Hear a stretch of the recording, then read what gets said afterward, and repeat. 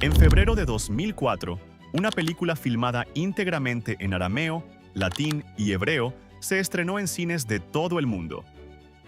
No tenía el respaldo de ningún estudio importante de Hollywood. No contaba con una estrategia de marketing convencional.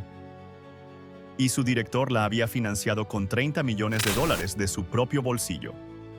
La versión oficial es conocida. La Pasión de Cristo fue un fenómeno taquillero.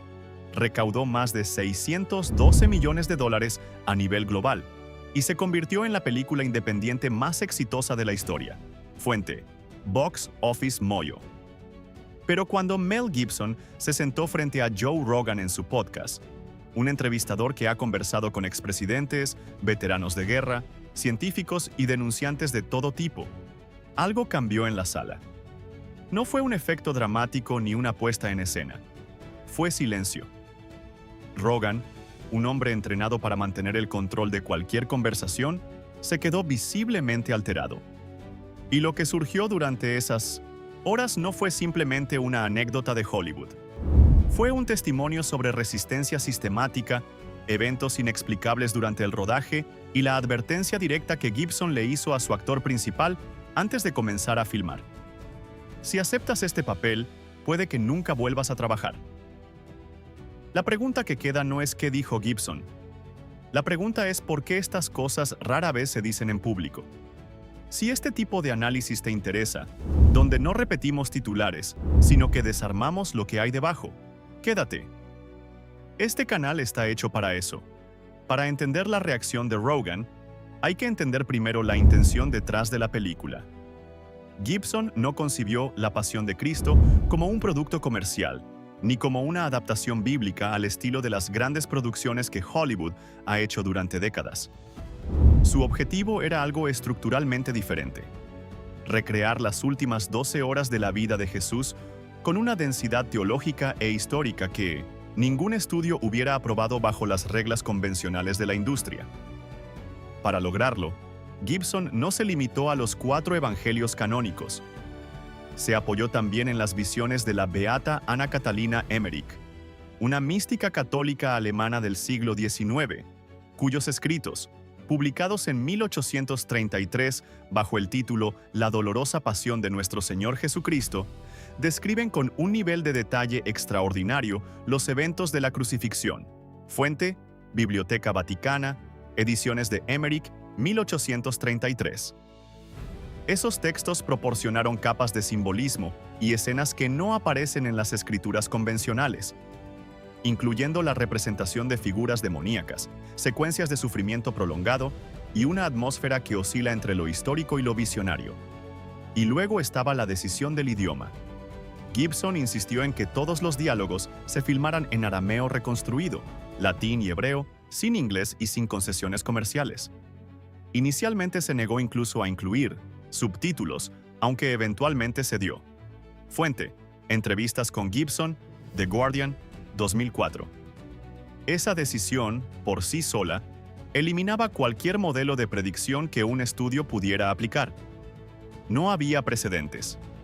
No había datos comparables. Y en Hollywood, cuando algo no puede medirse con datos previos, el reflejo institucional no es curiosidad, es rechazo.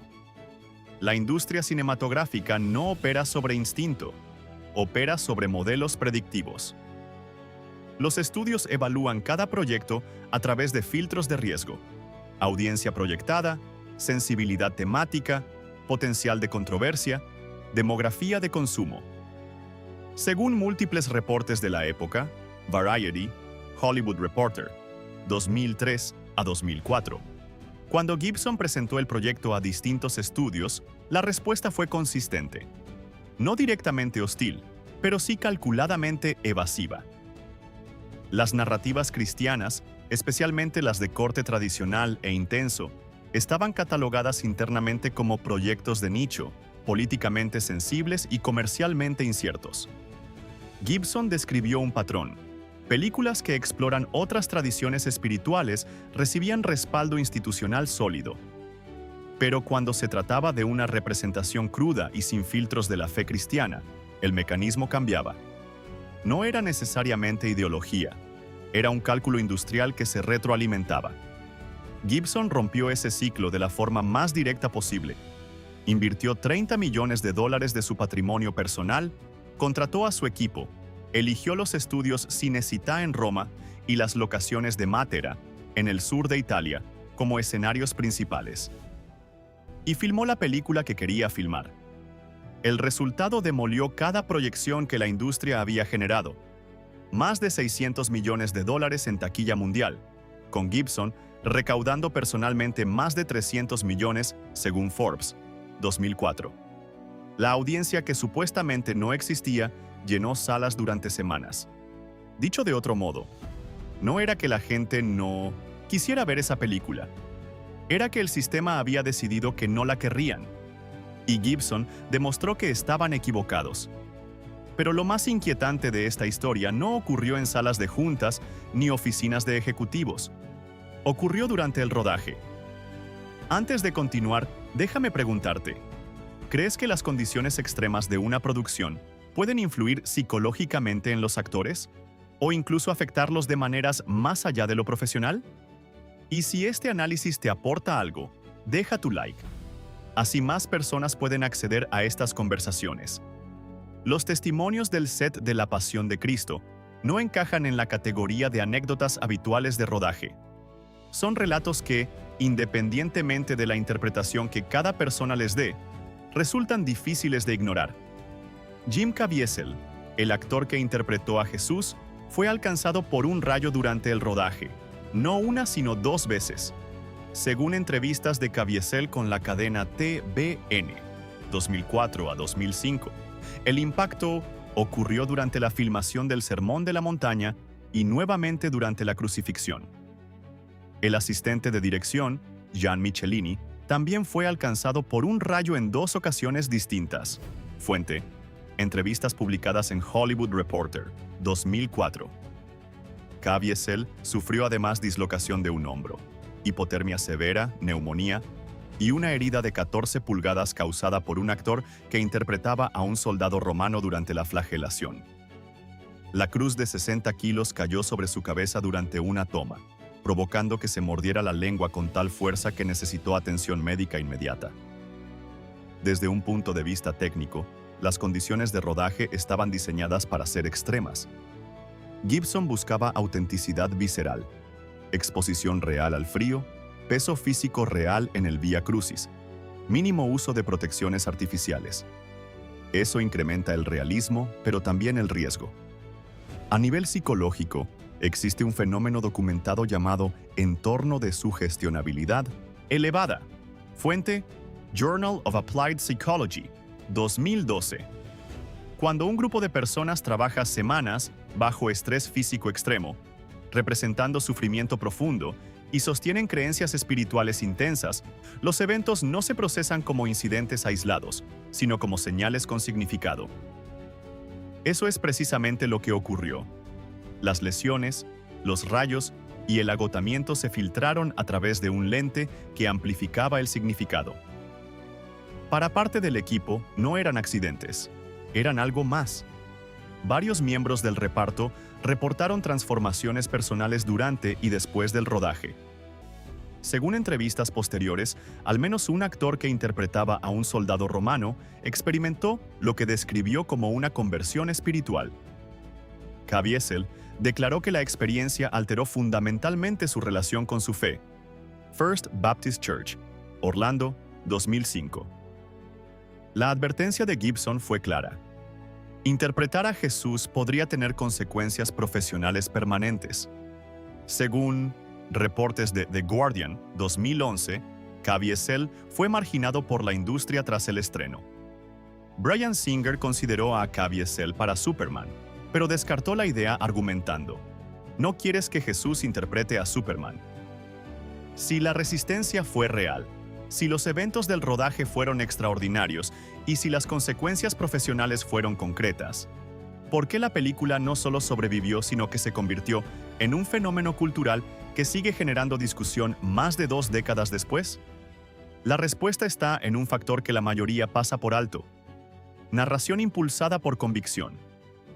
La gran mayoría de producciones se optimizan para métricas de aceptación.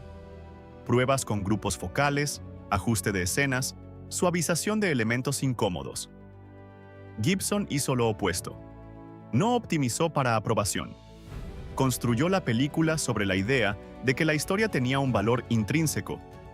Esto produjo tres efectos simultáneos: polarización extrema, discusión, sostenida y impronta emocional duradera. Ahora Gibson va más allá. Según Variety, agosto de 2025, la secuela La Resurrección de Cristo será dividida en dos partes. La primera, el 26 de marzo de 2027, y la segunda, el 6 de mayo, Día de la Ascensión. La producción, respaldada por Lionsgate, comenzó en Matera en febrero de 2026. Jim Caviezel no regresará, según Hollywood Reporter, por evitar tecnología de rejuvenecimiento digital. El proyecto busca expandir la narrativa desde lo histórico hacia lo metafísico, interpretando significado más allá de la representación literal. Gibson, según declaraciones en el podcast de Rogan, trabajó el guión más de 7 años, llamándolo la historia más grande jamás contada. Si la primera película sirve de precedente, el proceso no será tranquilo ni predecible. Lo que dejó a Rogan en silencio no fue una sola revelación. Fue la acumulación. Resistencia sistemática de la industria, eventos físicos extraordinarios, durante un rodaje brutal, advertencias sobre consecuencias profesionales. Y la confirmación de que así fue. Al centro de todo, un hombre que financió su visión, filmó en idiomas muertos y demostró que más de 600 millones de personas querían verla. La mayoría de las películas buscan ser aceptadas. Esta fue construida para ser sentida, incluso si generaba controversia. Probablemente por eso sigue siendo relevante. Ahora te pregunto, ¿qué parte de esta historia te parece más reveladora? ¿La resistencia de la industria, los eventos del rodaje o que Gibson siga intentando contar esta historia? Déjalo en los comentarios. Y si quieres más análisis donde desarmamos no solo lo que pasó, sino por qué pasó, suscríbete al canal. A veces lo más importante es lo que nadie está contando.